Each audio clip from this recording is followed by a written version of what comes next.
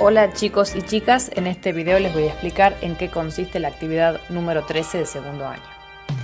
En esta oportunidad vamos a seguir trabajando con la crónica periodista. Recordemos entonces, la crónica periodística tiene elementos paratextuales como la volanta, el título y otros que se parecen a la noticia, que es un texto perteneciente también al género periodístico.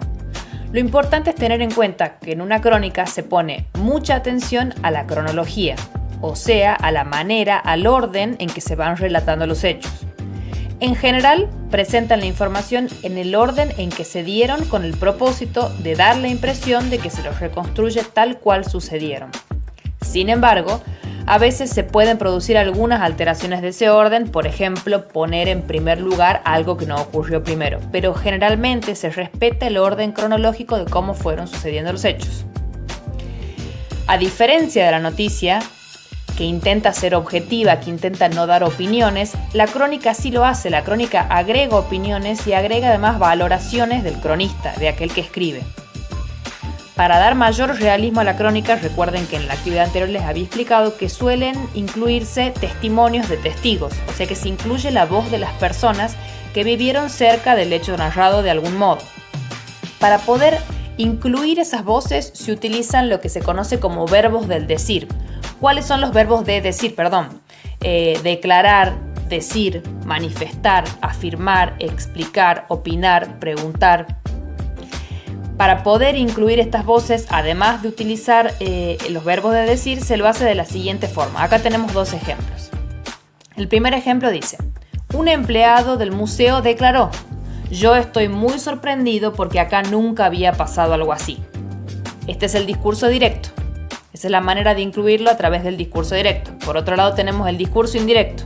Un empleado del museo declaró que él estaba muy sorprendido porque allí nunca había pasado algo así.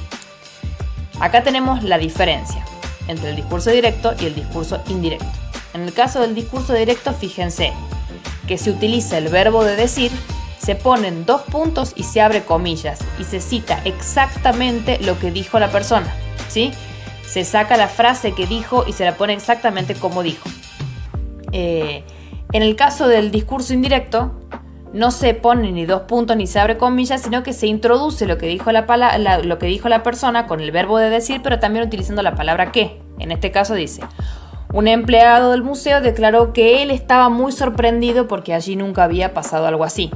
Entonces, en el caso del discurso indirecto se puede incluir la voz de la persona, pero parafrasearla, esto es decir con mis palabras lo que dijo el testigo, ¿sí? Esas son las diferencias entre el discurso directo e indirecto. ¿Cuáles son las actividades que ustedes van a tener que realizar? Se van a encontrar primero con fragmentos de una crónica. Estos fragmentos están desordenados. Leen los fragmentos y después pasan a la resolución de las consignas. La primera consigna les pregunta: ¿cuál es el tema de la crónica? La segunda: ¿cómo se llama la protagonista y cuál es su pasión? En la segunda consigna dice: los fragmentos forman parte de una crónica. ¿En qué orden crees que deberían aparecer? Numeralos. Al lado de cada cuadrito ponen el número en el que les parece que debería ir. Fíjense que se van a poder guiar por la tipografía, se van a dar cuenta cuál es el título, se van a dar cuenta cuál es el inicio, cuál es la parte del medio y cuál es el cierre de la crónica.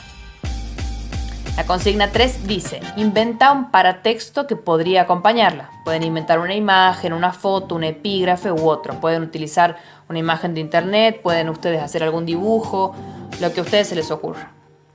Consigna 4. Como se mencionó, en las crónicas aparecen las voces de los testigos o protagonistas de un suceso. Extrae o menciona en qué fragmento aparecen esas voces. Definí además si se trata de un discurso directo o uno indirecto.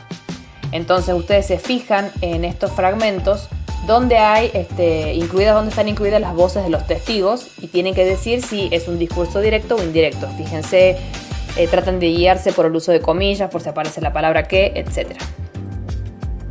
Bueno, después tienen la consigna número 5.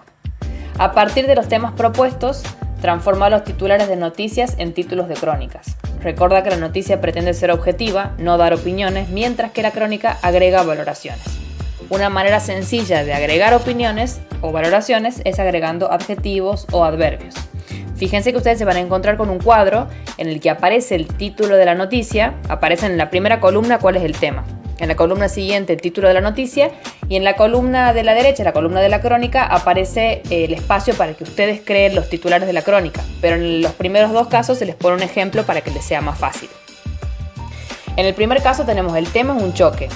La noticia lo titularía como colisión de dos vehículos. Fíjense que en este titular no hay ningún tipo de opinión. En cambio, en el caso de la derecha, dice violento choque por la imprudencia de un conductor. Entonces, en este caso, por ejemplo, no solamente se hace referencia a que hubo un choque, sino que además se opina de la colisión. ¿Por qué? Porque dice que fue violenta y además habla de la imprudencia del conductor. En el segundo caso tenemos el tema, una inauguración. La noticia dice inauguran local de comida. Fíjense que ahí tampoco hay ningún tipo de opinión.